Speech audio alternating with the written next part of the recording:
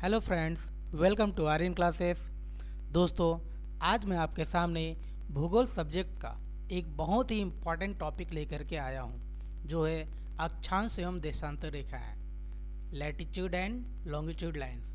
मैंने पिछले बहुत सारे एग्जामों में क्वेश्चन देखे।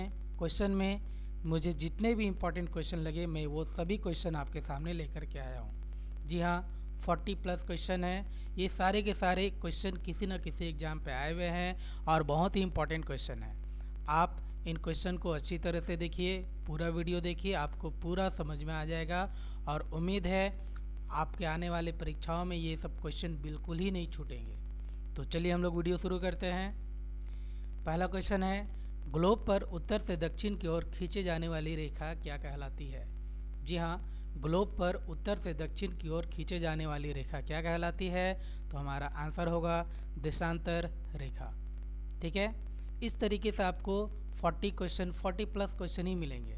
तो दोस्तों, अगर आप हमारे इस चैनल पे नए हैं तो हमारे इस चैनल को लाइक कीजिए, सब्सक्राइब कीजिए, बेल आइकन प्रेस कीजिए और कमेंट करिए, ज़रूर बताएं कि हमारा वीडियो आपको कैसा लगा।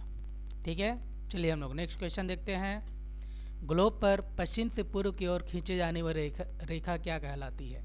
जी हाँ, ग्लोब पर पश्चिम से पूर्व की ओर खींचे जाने वाली रेखा क्या कहलाती है? तो आंसर होगा अक्षांश रेखा। नेक्स्ट है, दो अक्षांश रेखाओं के बीच कितनी दूरी होती है? जी हाँ, दो अक्षांश रेखाओं के बीच कितनी दूरी होती है? आंसर होगा 111 किलोमीटर। ठीक है, नेक्स्ट है, दो देशांतर रेखाओं के बीच कितनी दूरी होती है? तो दो देशांतर रेखाओं के बीच की दूरी कितनी होती है, वो अगर हम लोग देखेंगे तो 111.32 किलोमीटर आंसर होगा। नेक्स्ट है, दो देशांतर रेखाओं के बीच की दूरी को क्या कहा जाता है? जी हाँ, दो देशांतर रेखाओं के बीच की दूरी को क्या कहा जाता है? तो आंसर होगा गोरे। ठीक है, नेक्स्ट है, ग्लोब पर देशांतर रेखाओं के बीच की दूरी कितनी होती है? जी हाँ, ग्लोब पर देशांतर रेखाओं के बीच की दूरी कितनी होती है? तो आंसर होगा 360। ठीक है, नेक्स्ट है, ग्लोब पर अक्षांश रेखाओं की कुल संख्या कितनी है? ग्लोब पर अक्षांश रेखाओं की कुल संख्या कितनी है? तो आपका आंसर होगा 180। नेक्स्ट है, पृथ्वी 1 घंटे में कितनी घूमती है? जी हाँ, पृथ्वी 1 घंटे में कितनी घूमती है? तो इसका आंसर होगा 15 डिग्री देशांतर घूमती है। ठीक है ना। नेक्स्ट है, 23.5 डिग्री उत्तरी अक्षांश क्या कहलाता है? जी हाँ, 23.5 डिग्री उत्तरी अक्षांश क्या कहलाता है? तो इसका आंसर होगा कर्क रेखा। 23.5 डिग्री जो उत्तरी अक्षांश होता है वो कर्क रेखा कहलाता है।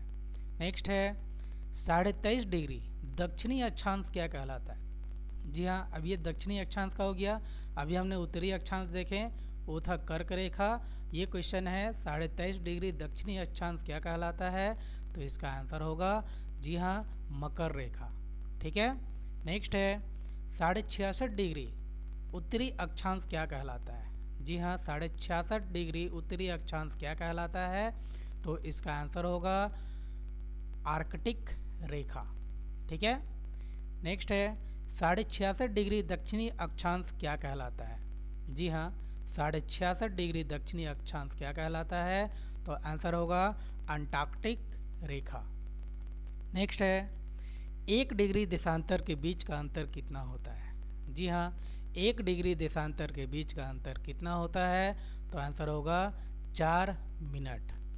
नेक्स्ट है, पृथ्वी को 1 डिग्री देशांतर पार करने में कितना समय लगता है? जी हाँ, पृथ्वी को 1 डिग्री देशांतर पार करने में कितना समय लगता है? तो आंसर होगा 4 मिनट। ठीक है, नेक्स्ट है, कर्क संक्रांति मतलब कि उत्तरी अयनांत एवं मकर संक्रांति डैट मीन्स दक्षिणी अयनांत, ये कब होता है? तो ये जो है वो 21 जून और 22 सितंबर इस समय होता है। नेक्स्ट है, 0 डिग्री से 30 डिग्री उत्तरी एवं दक्षिणी अक्षांशों का मध्य का भाग क्या कहलाता है? 0 डिग्री से 30 डिग्री उत्तरी एवं दक्षिणी अक्षांशों के मध्य का भाग क्या कहलाता है? आंसर होगा उष्ण कटिबंध। ठीक है, नेक्स्ट है, 0 डिग्री अक्षांश तथा 0 डिग्री देशांतर रेखा कहाँ स्थित है? जी हाँ, 0 डिग्री अक्षांश तथा 0 डिग्री देशांतर रेखा कहाँ स्थित है? तो आप आंसर कीजिएगा अटलांटिक महासागर में। ठीक है, आप देख रहे हैं वहाँ पे आपको दिखाई दे रहा होगा 0 डिग्री। तो अक्षांश और देशांतर दोनों का जहाँ पे मैच कर रहा है वो है अटलांटिक महासागर। नेक्स्ट है 45 डिग्री से 66 हाफ, ठीक है, 66.5 डिग्री उत्तरी और दक्षिणी अक्षांशों के बीच का भाग क्या कहलाता है? जी हाँ, 45 डिग्री से 66.5 डिग्री उत्तरी और दक्षिणी अक्षांशों के बीच का भाग क्या कहलाता है? तो आंसर होगा शीतोष्ण कटिबंध। ठीक है, नेक्स्ट है 0 डिग्री से 5 डिग्री उत्तरी एवं दक्षिणी अक्षांश का क्षेत्र क्या कहलाता है? तो 0 डिग्री से 5 डिग्री उत्तरी एवं दक्षिणी अक्षांश का क्षेत्र डोल्ड्रम या फिर शांति पेटी कहलाता है। नेक्स्ट है 40 डिग्री से 65 डिग्री दक्षिण अक्षांश, जिसे पछुआ पवन भी कहते हैं। ठीक है, तो इसका क्षेत्र क्या कहलाता है? तो इसका जो क्षेत्र होगा वो कहलाएगा गरजता चालीसा या फिर प्रचंड 50। तो ये होता है 40 डिग्री से 65 डिग्री दक्षिणी अक्षांश। ठीक है, नेक्स्ट है जब पृथ्वी सूर्य और चंद्रमा के बीच आती है तो क्या होता है? जी हाँ, जब पृथ्वी सूर्य और चंद्रमा के बीच आती है तो चंद्र ग्रहण लगता है। नेक्स्ट है जब चंद्रमा पृथ्वी और सूर्य के बीच आती है तो क्या होता है?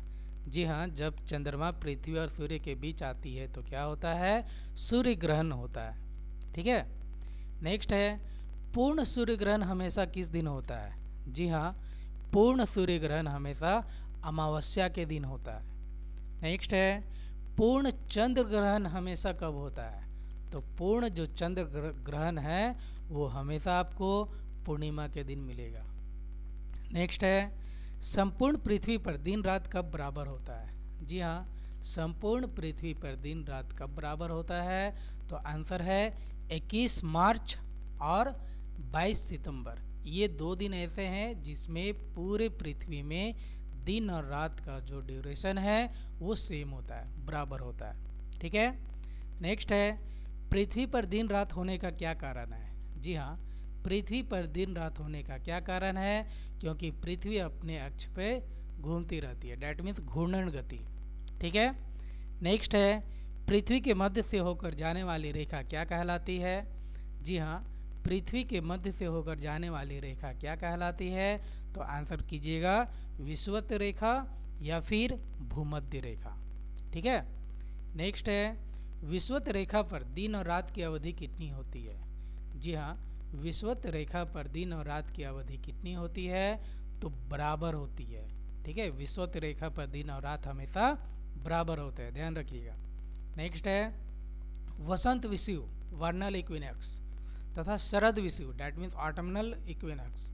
ठीक है, ये कब कब होता है? तो हमारा जो आंसर होगा ये 21 मार्च और 23 दिसंबर को होता है, ध्यान रखिएगा। वसंत विषुव 21 मार्च और शरद विषुव 23 दिसंबर। ठीक है, नेक्स्ट क्वेश्चन है 0 डिग्री से देशांतर को क्या कहा जाता है? जी हाँ, 0 डिग्री देशांतर को क्या कहा जाता है? तो हमारा आंसर होगा वो होगा प्रधान देशांतर रेखा या ग्रीनविच रेखा। ठीक है, प्रधान देशांतर रेखा कहेंगे या फिर ग्रीनविच रेखा कहेंगे। नेक्स्ट है 0 डिग्री देशांतर रेखा that means Greenwich mean time कहाँ स्थित है? जी हाँ, 0 डिग्री देशांतर रेखा that means Greenwich mean time कहाँ स्थित है? तो इंग्लैंड में है। ठीक है, आंसर होगा इंग्लैंड में। नेक्स्ट है भारत का मानक समय जो इलाहाबाद के नैनी से गुजरती है, ठीक है, क्या कहलाती है?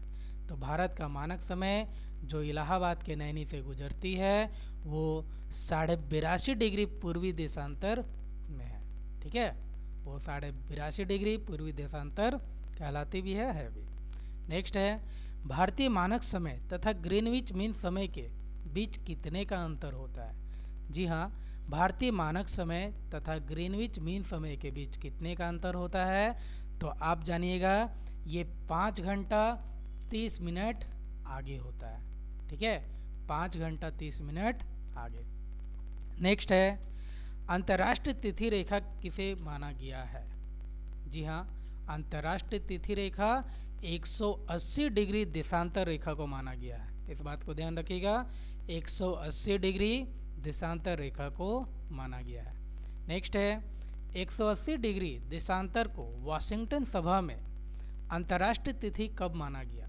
जी हाँ, 180 डिग्री देशांतर को वाशिंगटन सभा में कब माना गया? तो 1884 ईस्वी में माना गया। ठीक है। नेक्स्ट है अंतर्राष्ट्रीय तिथि रेखा के समानांतर स्थित है। अंतर्राष्ट्रीय तिथि रेखा के समानांतर क्या स्थित है? तो आंसर होगा बेरिंग जल संधि। ठीक है।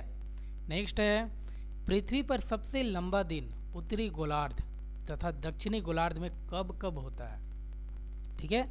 पृथ्वी पर सबसे लंबा दिन उत्तरी गोलार्ध तथा दक्षिणी गोलार्ध में कब कब होता है? तो आंसर याद रखिएगा, 21 जून तथा 22 दिसंबर को होता है। 21 जून को उत्तरी गोलार्ध पर और 22 दिसंबर को दक्षिणी गोलार्ध पर। ठीक है। नेक्स्ट है पृथ्वी पर सबसे छोटा दिन उत्तरी गोलार्ध तथा दक्षिणी गोलार्ध में कब होता है? चलिए अब छोटा दिन के बारे में आ रहा है ना, तो पृथ्वी पर सबसे छोटा दिन 22 दिसंबर को होगा और दक्षिणी गोलार्ध में 21 जून को होगा। नेक्स्ट है सूर्य और पृथ्वी के बीच की दूरी अधिकतम कब होती है? जी हाँ, सूर्य और पृथ्वी के बीच की दूरी अधिकतम कब होती है? तो 4 जुलाई को होता है। ये अपसौर के दरमियान होता है। ठीक है, अपसौर लगता है उसके दरमियान ये होता है। नेक्स्ट है सूर्य और पृथ्वी के बीच की दूरी न्यूनतम कब होती है? जी हाँ, सूर्य और पृथ्वी के बीच की दूरी न्यूनतम कब होती है?